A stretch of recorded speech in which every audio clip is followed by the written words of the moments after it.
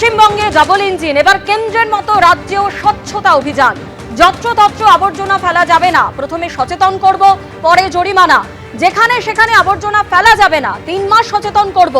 রাজ্য জুড়ে 100 মিটার দূরত্বে ডাস্টবিন থাকবে, আনা হবে অ্যাপ। 3 মাস সময় দেব, না হলে জরিমানা।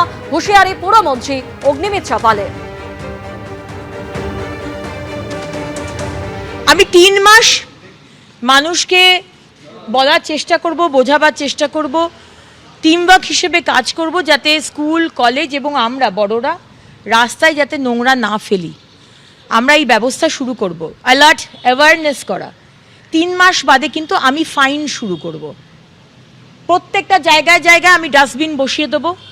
সারা পশ্চিমবঙ্গে আমি জায়গায় জায়গায় 100 মিটারের দূরত্বে আমি ডাস্টবিন বসাবো এই 3 মাসে।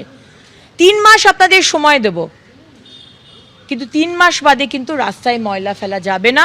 যদি আপনারা ফেলেন, সেটা চিপস হোক, ডাব হোক, আর থুতু হোক, আর পানের পিক হোক, 3 মাস বাদে কিন্তু ফাইন করা হবে। সারা রাজ্যে হবে, কারণ এটা কি বললাম যে স্বচ্ছ অ্যাপ এবং যে কোনো জিনিস আমাদের শহরকে সুন্দর রাখার জন্য। আমরা সিঙ্গাপুরে গেলে খুব ভদ্র, আমরা কিচ্ছু করি না।